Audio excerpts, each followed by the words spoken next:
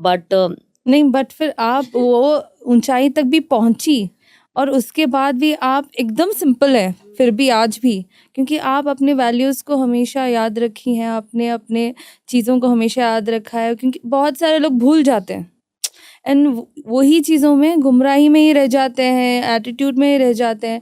शायद थोड़े लोग गुमराह भी नहीं है, उतने गुनहगार नहीं है, हिजाबी हैं, नमाजी हैं, बट फिर भी उन लोगों को इतना तकब्बुर, इतना एटीट्यूड होता है जो शायद आप जब शायद इंडस्ट्री में थी तब भी आपको नहीं होगा। सी आई थिंक ये ना एज फार एज हम जो तकब्बुर अना कहते हैं जिसे, आई थिंक वो एक ऐसी चीज़ है जो हर इंसान में ना कहीं है, बिकॉज दैट इज़ व्हाट शैतान हैड फर्स्ट, कि मैं इससे बेहतर हूँ।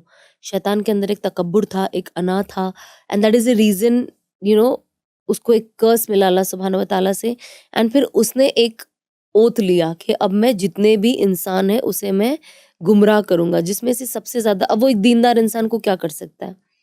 दीनदार इंसान को वो शराब नहीं पिला सकता, वो उनसे जिना नहीं करा सकता, वो उनसे जुआ नहीं खिला सकता, बहुत सारे एक ऐसे लेवल पे जिनको वो थिएटर नहीं लेके जा सकता, तो अब वो क्या करेगा? अब वो उन्हें दीन का तकब्बुर देगा।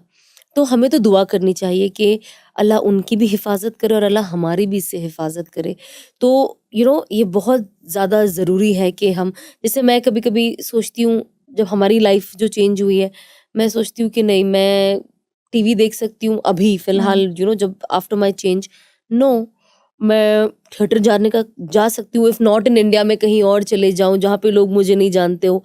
पर जब इंसान अल्लाह सुब्हानहू व तआला से मोहब्बत करता है तो वो कहता है कि मैं कहीं पे भी हूँ, कोई भी सिचुएशन में हूँ, I have left this for the love of Allah and I have left this for ever.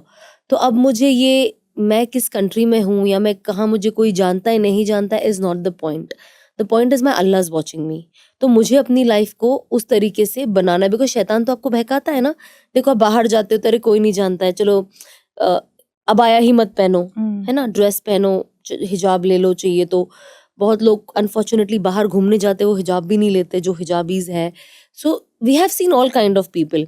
सो हमें बस अल्लाह से दुआ करनी चाहिए कि अल्लाह जो भी है, चाहे जान पे प्रॉब्लम आए चाहे माल पे प्रॉब्लम आए, पर अल्लाह ईमान पे प्रॉब्लम ना आए। एंड आई थिंक जब भी मेरे साथ कोई सिचुएशन होती है, मैंने एक बहुत अच्छी हदीस सुनी थी, उसमें लिखा था कि जब सहाबा होते थे, जब सहाबाओं पे कोई प्रॉब्लम आता था तो लोग सबसे पहले क्या दुआ करते थे कि अल्लाह तेरा लाख लाख शुक्र है। अगर किसी की जान पे कोई प्रॉब्लम आती थी कि अल्लाह जान पे प्रॉब्लम आई, अल्लाह तूने माल पे प्रॉब्लम दिया, लेकिन तेरा लाख लाख शुक्र है तूने ईमान पे प्रॉब्लम नहीं दिया। तो आई थिंक मैं भी वो चीज़ उनसे सीखी हूँ। एंड मैं भी, कभी भी कोई मेरी लाइफ में प्रॉब्लम होती है, प्रॉब्लम्स तो हर किसी की लाइफ में होती है ना, हम डिस्कस नहीं करते सोशल मीडिया पे, हम अच्छी चीज़ें ही दिखाते हैं।